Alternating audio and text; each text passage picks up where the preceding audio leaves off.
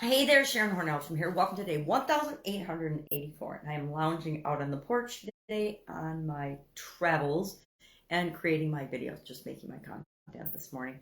And today our topics for the Get Your Goals Annual Challenge were our identity. And basically our identity is, how do we see ourselves? Who do we see ourselves as? How do we identify? What do we see ourselves as? Uh, Maybe it's a wife, a mother, a sister, a brother, a daughter, a friend, a grandma. I totally identify with being a grandma. I absolutely positively adore being a grandmother. So I have adopted the identity of grandma. Maybe you have adopted the identity of a certain physical level of well-being, we're focusing on mental well-being in this year's challenge for the month of March, the Get Your Goals Annual Challenge. So we're thinking about identity with respect to our mental well-being and our mental health. It's one of those topics I personally have not spent much time thinking about. I just believed I am what I am, and I want to learn and grow because I believe in lifelong learning. But my beliefs never led me until about last year to think about my identity and the importance of our identity, because we will only become what we can see ourselves becoming. So if we want to have something different or change something in our life, we have to first believe that it's possible for us, and then we adopt the identity of the person as if we've already achieved that. So they say, dress for the job you want, not for the job you're in. It's because you're practicing, you're role playing, you're getting used to being the person that's the leader, the manager, the whatever role or whatever. In corporate, we did that. That was one of the tricks that we used to help us grow into the identity we wanted to have in corporate America. We do the same thing in our life. You're not going to be a mom usually until you can identify and see yourself being a mom or a grandma. Some people love being grandparents, other people not so much. And we get to decide and choose based on our thoughts and beliefs and feelings and experiences what we want our identity to be. And it changes over time, right? When we're young, we might identify as an outgoing tomboy child, which is what I absolutely was.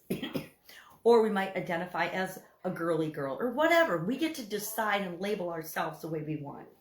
Now, our idiom for Supersize Your Business, to kind of go along with this, it's about identity, was to wear one's heart on one's sleeve. And I like this one because it dates back to medieval times and knights and jousting and things. So it's got a fun origin. And I love when we can actually find the origin of these idioms. Then how do we apply that to growing and building and supersizing our business? I found, and I shared the story about my corporate career, and that, for the first 20 years of my corporate career, I fit into the mold and the culture and, put on the veils and the masks and did what was expected of me in order to move through the ranks of different organizations and in different industries. But my last job, I decided when I went and was looking for a job again in corporate America, because I always had businesses on the side, I decided and I made a conscious choice and decision that I was going to go into whatever job I decided I was going to take this time, being absolutely 100% authentically who I was. And then I would only go to work for an organization that wanted me, the person I was. Because as much as over the years I thought I could hide my emotions and who I really am and my feelings, it, just like my kids, it like shows on our face. You know if I'm upset, if I'm thinking you're ridiculous, because I think I can hide it very well and have a poker face, but not so much. And you think after all the decades of negotiations and auditing and things, I'd be better at that, but I'm not. So I've come to terms with who I am shows up anyway, so I might as well just be me. And I think that one of the most important things that we can do and be on the planet is ourselves, because by being ourselves, we give other people permission to be themselves as well. And there's nothing more important. That's what we're here for, is to become the ever-improving, best possible version of ourselves. So talked about how do you tie into building and supersizing your business who you authentically are.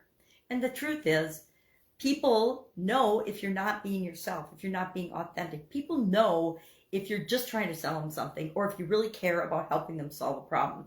You might not say it, you might say all the right things and do all the right things, but if your intention is a little bit off, people sense that. We all have that innate ability to use our intuition, our sixth sense, and know what's really going on with people. So might as well just be ourselves. All right, that's all I've got today. If I can help you in any way, ask. Traveling for another week or so, but I'm still available. You can box for me at pajamagrandma@gmail.com or just search me out and ask me a direct message. All right, have an awesome day, and I'll, of course, see you tomorrow.